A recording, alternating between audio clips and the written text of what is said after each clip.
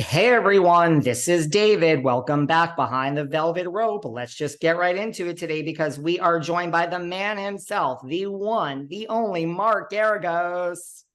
David, how are you? I mean, how are you? We were just talking. Listen, I know you're a busy guy. I know what an hour of your time, if you were billing this, goes for. So, and I know you have a hard out. Well, So I actually am a little intrigued.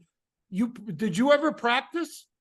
I did practice. Yes, I was just telling you I was a lawyer before. I practiced. I never practiced. I always said if I had to do it all over again, and I have no regrets in life, I would probably do criminal defense. But when I got out of law school, I majored in accounting. I was a CPA.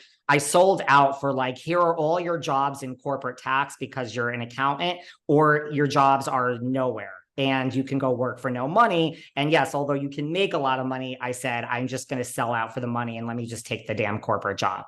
Yeah, and how rewarding was that? You know, my brother-in-law was at, I won't name the firm, and I used to tease him, you could die in your office. This is pre-COVID, and your rigor mortis could set in, and the smell would be awful, and nobody would notice for 7 days. Nobody could notice for 7 days. And it wasn't even the hours. I mean, believe it or not, I work harder now and I had a business in between. I used to have a staffing agency that I sold. I've had like a lot of different careers. But yeah, no, it was not rewarding at all, Mark. I had no interest. I was a horrible employee. There was no redeeming qualities about me as an employee, or I had no interest. I love it. Should I even ask what firm you were at? I was at, well, I ended up doing a lot of the accounting firms. I mean, we had the big, we had Brown and Wood back in the day, all of those big, lovely places. You know what it is when you're not interested, you jump around a lot, right? Because you're like, wait, they're catching on to me over here. So I'm just going to go get that job over there. And then eventually you're like, David, what type of life is this? Because you're miserable. You have to figure something out. And then that's when I went through and then your parents, when you do land on your feet and you're successful, because Jewish parents, they're just like, as long as you're going to make money. By the way, just like Armenian parents, I get it. If you're not a doctor and you're afraid of the sight of blood, you become a lawyer.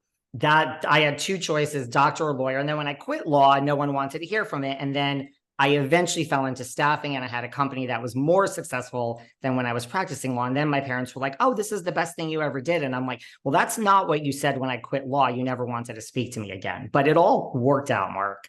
I love it. Listen, like I said. So I'm going to ask you, how'd you get into this reality series world? Oh my gosh. I was just telling your colleague, Gary, like if you need someone to come on your podcast, like this is really what I talk about. I was talking about all these topics. I mean, listen, I interview a lot of these people. I've had every person from Bravo on this, but I like to talk about these topics of like networks and people and I fell into it. I was hanging out with some reality TV people. I split my time between New York and LA. So, there's a lot of reality TV people in New York and LA. I just kind of became friends with some of them. And then when this podcast started, there was one vision and it just morphed into, this is a 7-day-a-week show where I do interviews and or talk about what's going on. So it's like, the show was successful before COVID, but it took off during COVID and just became a thing. And, I didn't really start this technically to like really, make this a booming business, but that's what it's become. Well, so, my law partner, during COVID, he and his brothers started a podcast called Midas Touch, and it has grown into a monolith. It started in COVID and it's thriving now, and so I get that. I watched it. It's an amazing. COVID really let a lot of people the shutdowns at least reinvent themselves, and it reinvented the idea of work and offices and all kinds of things. I mean, mind you, there was a lot bad about what happened during the lockdowns, horrible stuff that happened, death and destruction, not the least of which, but there was, for creative people, there were things that were redeeming about it. I'm a creative, and I think like I'm just like, if I'm addicted to anything in the world, it is work. Like I will admit that. And so I'm just like, look, I mean, I love a drink just like the next person, but I'm like, I just can't be that person that sleeps all day or wakes up and it just drinks wine all day. And so I quadrupled down on work. And I was like in my own cocoon in my home when all of this destruction was going on. And that's really how this show kind of took off. So when you saw, I guess, and I will tell you, I was not in the reality world, although since I've become, and I hat tip to Bethany, who kind of dragged me into it and has educated me, and is just a force of nature. She's wonderful. And apparently I never paid attention because surrounding me in my world are people who know more about this than you could ever imagine, and so it's nice to talk to somebody. It's also, have you come to the conclusion that they are kind of, the reality area is kind of the red-haired orphan stepchild of the broadcast or the media or the studios? Yeah, I mean, listen, I think it's come a long way, right? But I think there is, because now you have actresses like Lisa Rinna and Garcelle Bouvet, and like you have actresses that have gone on to be reality TV stars. But I mean, that's a lot of what I was going to ask you too, just as far as like there's certain things that are in the contracts and you hear, and I'm like, I don't know. I wonder if this is, I mean, just starting at the beginning. By the way, I could, like I said before we went on air, I literally have about 13 hours of questions here for you. So we're going to do the Cliff Notes version. And then when you come back, If people find it interesting, I'll come back or I'll bring you onto my podcast.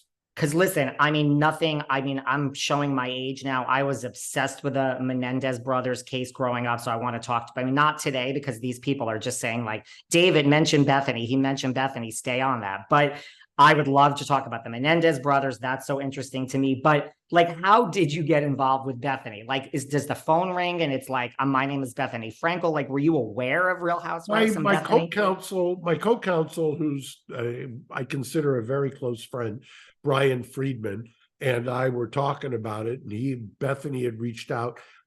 Since she reached out, just starting to talk to her, as I mentioned, she's a force of nature. We've been inundated. I mean, an hour does not go by where the office does not receive a call with some horror story from somebody who was basically abused by some production company, or I couldn't report. And not just the on-air talent, behind the scenes, the grips, the workers, the people who really make the shows happen.